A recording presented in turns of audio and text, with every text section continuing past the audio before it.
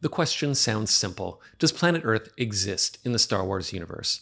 But right off the bat, I want to warn you that this video is going to be a bit of a deeper dive into the implications of that question. So if you clicked on the video to get a simple answer, the answer is yes. It's literally the first thing you're ever told about the Star Wars universe. If you're interested in what this question means for the present and future state of the Star Wars franchise, then stick around, because in this video we're going to discuss how real we want Star Wars to be, and just how far, far away this galaxy is from ours. So let's get into it on The Art of Storytelling. There is a little-known Star Wars comic book called Into the Great Unknown, in which Han Solo and Chewbacca do a blind jump to hyperspace and end up crash landing on a strange blue planet. In what is probably the California Redwoods, Han jokes about how it looks like Endor. Long story short, they're attacked by Native Americans who think Chewbacca is a Sasquatch. They kill Han Solo, and then centuries later, his remains are discovered by Indiana Jones.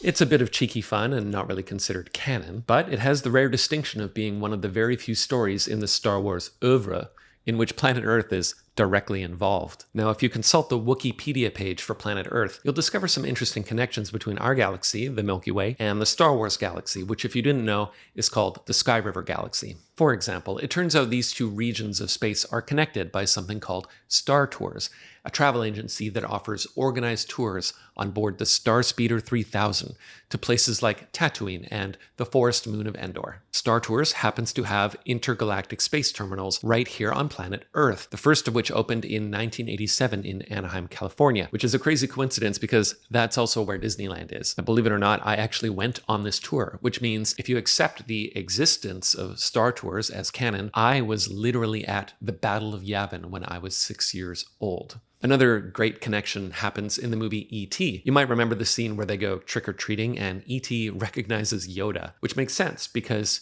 E.T. is an Asogian whose species is a member of the Galactic Senate, just in case you didn't catch that in The Phantom Menace. Although I guess this only means that the fictional version of Earth in the E.T. universe is in the Star Wars universe. Anyway, why does this question matter, you might be asking? Well, let's put it a different way. What is the boundary of the Star Wars fictional world? Where does that world end and the real world begin? The philosopher Kendall Walton says in his book Mimesis as Make-Believe that when we're experiencing a work of fiction, we're essentially engaging in make-believe, in much the same way children do when they're pretending they're pirates or playing house. Walton would say that the Star Wars universe is simply a larger and more complex version of that. It's like a structured imaginary space where both creators and audiences participate in a shared game of make-believe. The game works to the degree that there are shared rules within that imagined space, and the collective suspension of disbelief requires that there is a minimum degree of consensus about those rules. Otherwise, the game kind of just falls apart. So if a group of kids are playing Star Wars and one of them tries to cast a spell using a magic wand, the fictional world they've created is broken because it's no longer defined by coherent rules that delimit its boundaries. So if you've ever wondered why some Star Wars fans have objected to certain apparently minor creative decisions, this theory kind of explains why. One of the most well-known instances of a world-breaking creative decision is the so-called Holdo maneuver, in which a starship rams another ship at light speed, easily destroying it. This happened in episode 8 of the Skywalker saga. An awesome cinematic spectacle, to be sure, but one that naturally raises the question of why this tactic isn't always used. Like, why didn't they do this to destroy the Death Star? This error was significant enough that the writers actually addressed it in the subsequent film, in which the tactic is suggested and then sort of waved off as, oh, that was just a 1 in a million shot. We need to pull some Holdo maneuvers, do some real damage. Come on, that move is 1 in a million. There are lots of rules in a complex world like Star Wars, and the existence of Earth is one such rule. I think this rule is actually a really useful way of framing the challenge of continuing the Star Wars franchise into the future. And I'm guessing that most of you would not be super excited to watch Star Wars Episode 14, Rey Goes to New York. Nothing would surprise me, honestly. But those worlds colliding would be so icky that I shudder to even imagine it, even though something like that is technically within the rules. But the issue is not so much that the Star Wars galaxy is coming to Earth. It's a question of how much Earth we want to put into the Star Wars galaxy. And criticism of the franchise has often hinged on the question of precisely which aspects of the real world belong in Star Wars. Many have objected to the heavy-handed messaging in new Star Wars productions, which sometimes feel nakedly decidedly political. The proximity to contemporary American life kind of collapses the sense of remoteness necessary for mythology and fantasy. On the other hand, many have responded positively to Star Wars productions that are more grounded in realism and which deal with morally ambiguous real-world issues like corruption, bureaucracy, political dissent, and class struggle. More on Andor in a minute. By the way, it should be recognized that no fictional world is completely distinct from the real world, no matter how airtight it might seem. Like Luke Skywalker is a human being, but it's not clear if he's a member of the species Homo sapiens, which is by definition an evolved primate from planet Earth. Luke also speaks English, a language originating in the Earth country of England, though in universe this language is called Galactic Basic Standard. But no matter how much lore you create to explain the origin of things in your fictional world, they will always have some basis in the real world. There's no set costume, location, or prop that doesn't in some way reference planet Earth. Even Salacious B. Crumb is a Kowokian monkey lizard, which is a clear reference to Earth animals. This is in part why it makes sense to categorize stories into genres. Again, one might think that these categories are fairly straightforward, but even the impermeable distinction between fiction and nonfiction is philosophically complicated. Take the book In Cold Blood by Truman Capote.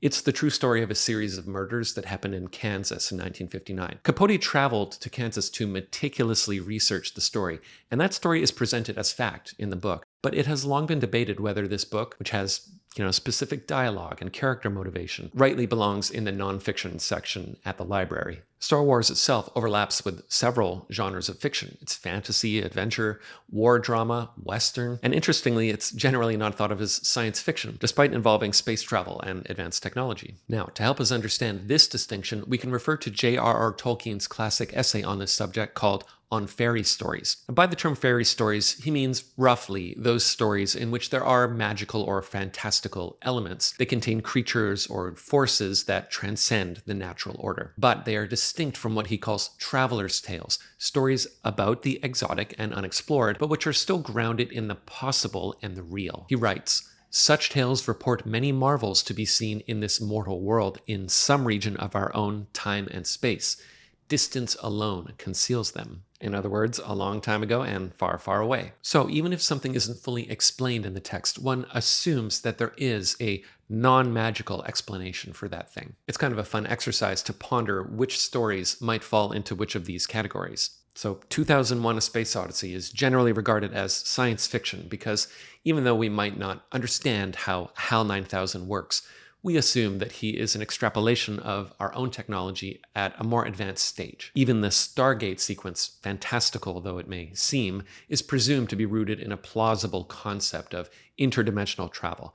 So that really feels like it's a traveler's tale. And this is quite distinct from something like Harry Potter, in which magic is an explicit feature of the universe. As for Star Wars, it leans a little more towards a fairy story, but it's certainly debatable. Is the Force a mystical power available only to those who have faith in it? Or is it to any degree explainable as a function of cellular biology? I don't claim to have the answer, but the question illustrates where the genres of fantasy and science fiction kind of blur into one another. And it's a good example of how apparently small cracks in a fictional world's logic can have tectonic repercussions for how that story is felt by its audience. Now, I've been showing clips from a Star Wars TV show called Andor, which I think is the most interesting thing that Disney has done with the IP since acquiring it. And that's because this show is much more grounded in realism. It's only indirectly related to the mythology of the Skywalker saga, and it does not directly involve destiny or bloodlines, the Jedi, the Sith, the Force, or anything supernatural. A large part of the story takes place in a prison, which feels more like a plausible dystopian future